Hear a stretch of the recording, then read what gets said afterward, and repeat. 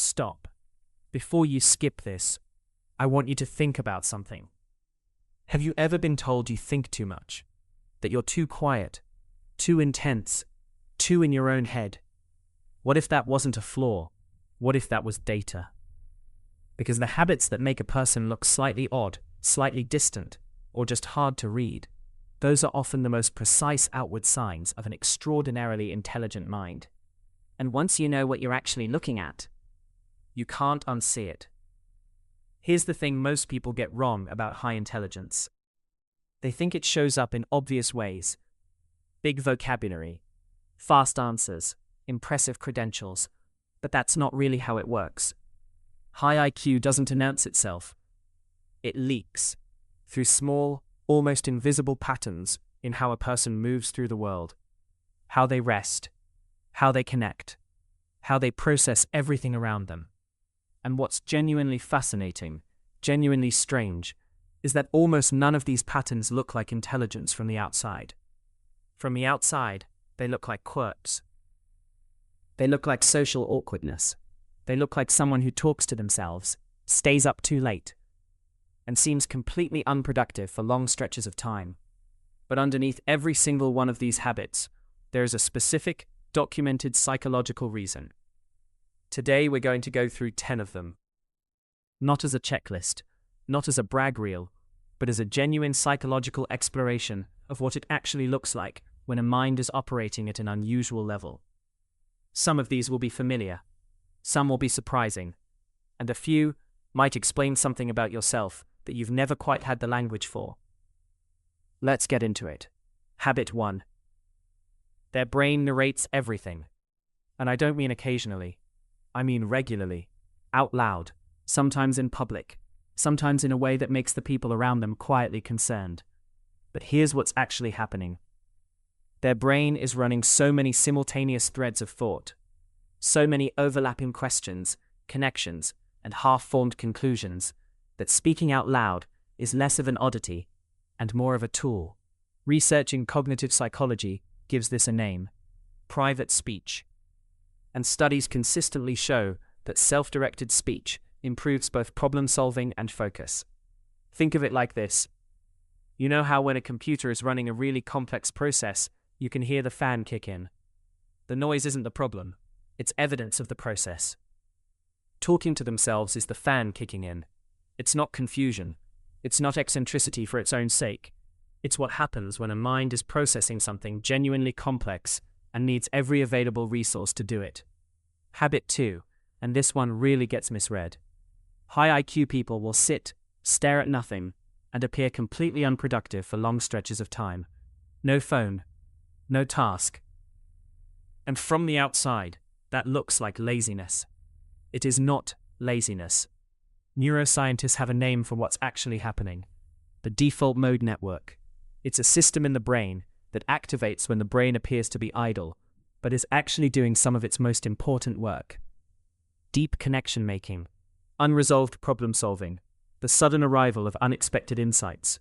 Think of it like a search engine running in the background. You're not actively typing a query, but the system is still indexing, still cross-referencing, still quietly pulling results together. Some of the most significant creative and intellectual breakthroughs in history didn't happen during intense work sessions. They happened in the bath, on a walk, in the middle of the night between two thoughts. The pause isn't emptiness. The pause is where the real thinking happens. Habit 3, and this one gets them labeled as cold, snobby, antisocial. High IQ people are deeply uncomfortable with surface-level conversation. Not because they think they're better than you, not because they don't like people, but because their brain is wired, genuinely neurologically wired, to seek depth and meaning in every interaction. when a conversation stays on the surface, it's cognitively unstimulating. It's like running a high-performance engine at the absolute lowest gear. Everything in the system is capable of so much more, and yet here we are, discussing the weather. Research on gifted adults consistently shows they form fewer relationships, but significantly deeper ones, because shallow connection doesn't register as worthwhile to their nervous system. They're not being cold, they're waiting for a conversation that actually goes somewhere. And honestly, if you've ever felt that way yourself, that small talk feels like a waste of everyone's time, and you'd rather just skip to the real part. That's not rudeness. That's actually something worth paying attention to. We just covered how they communicate, the talking to themselves, the stillness, the avoidance of shallow connection. But here's where it gets even more interesting. Because the way high IQ people think is just as unusual as the way they speak. And coming up, the habit that most people mistake for arrogance. Stick with me. Habit 4. They question everything. Rules, systems, assumptions, social norms that everyone around them accepted years ago and hasn't thought about since. And it doesn't come across well most of the time.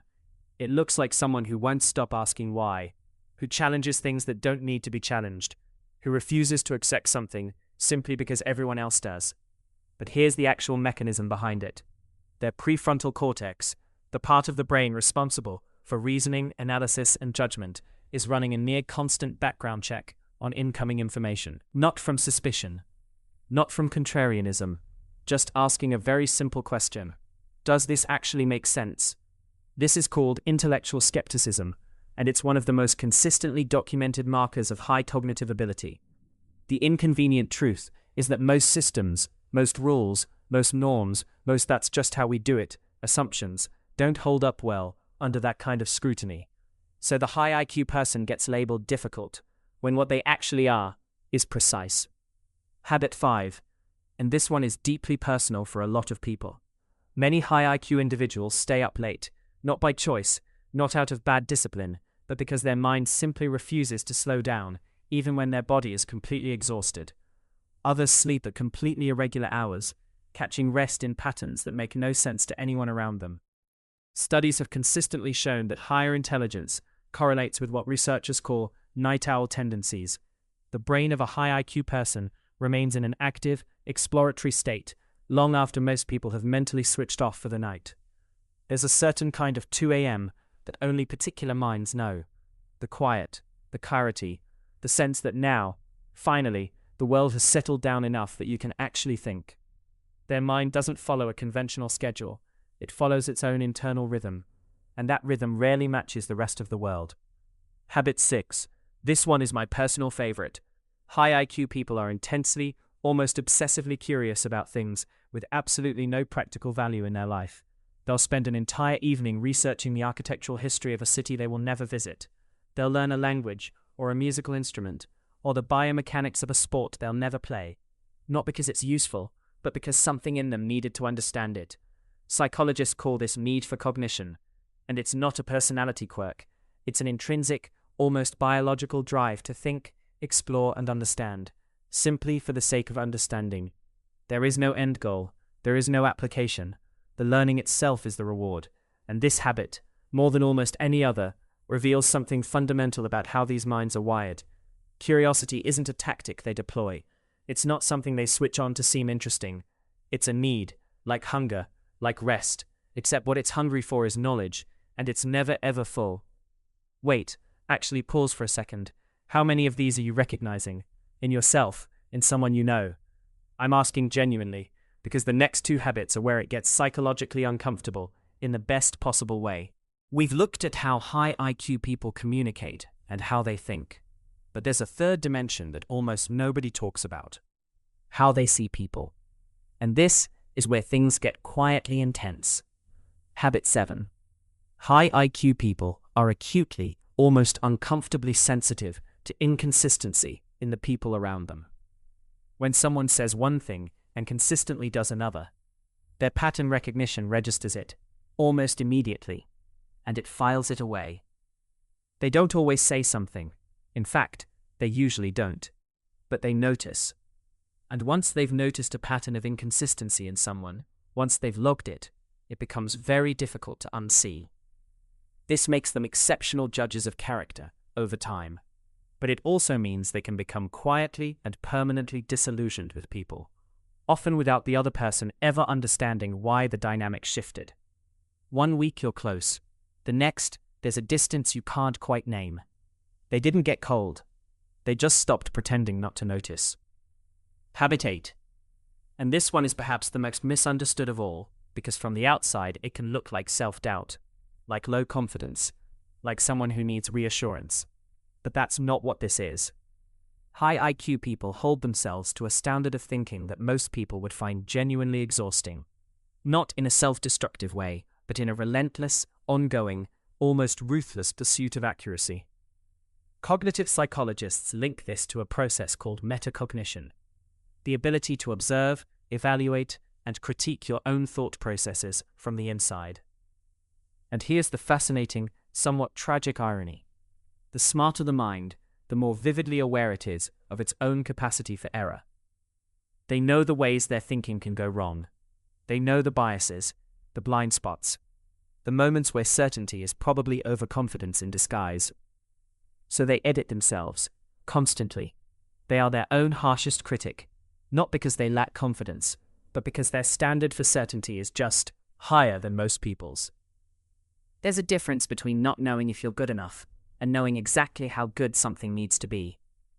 This is the second one. We've covered how they see the world and how they see people, but there are two final habits that tie everything together. These are about how high IQ people simply exist, in their own lives, on their own terms, and honestly, these are the two that stay with you. Habit 9. Tell a high IQ person what to do, and the first thing their brain does is ask why. Not to be difficult, not to challenge your authority, not to make everything harder than it needs to be. It's simply how their cognitive architecture processes information. Without understanding the logic, the actual reasoning behind a system, an instruction, an expectation. For most people, the what is enough. Tell me what to do and I'll do it.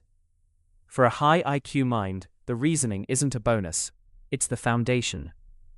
And without the foundation, the instruction feels incomplete, arbitrary, impossible to fully internalize.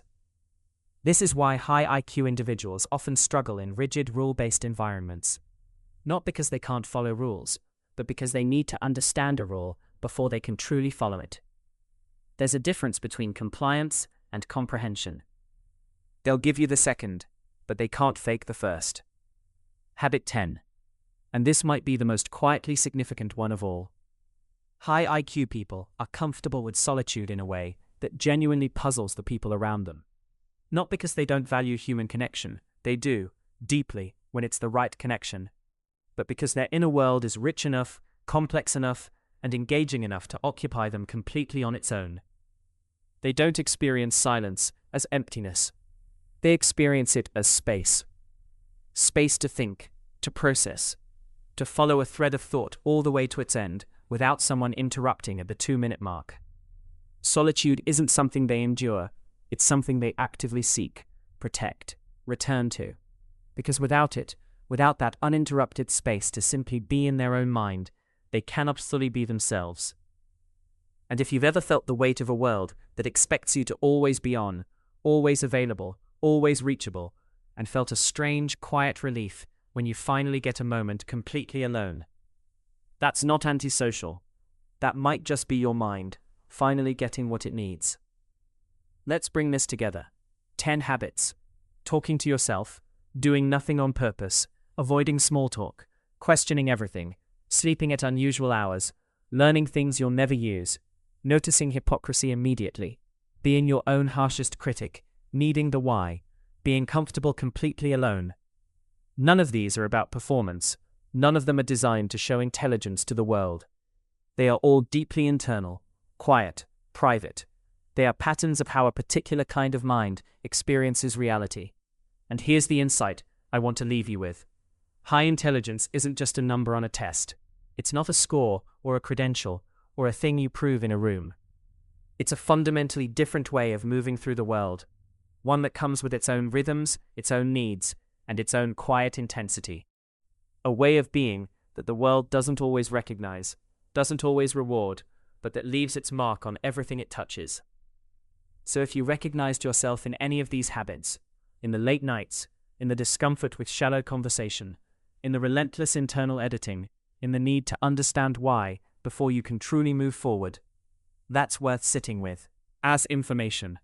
If this video made you think about someone, yourself, or someone in your life, drop it in the comments. I read every single one, and the conversations down there are genuinely worth having. If you want to go deeper, I've linked a follow-up video right here on the hidden emotional costs of high intelligence, the anxiety, the isolation, the perfectionism that nobody talks about. And if you're new, subscribe. We go deep here, and we do it without the fluff. I'll see you in the next one. Take care of your mind. It's doing more than you know.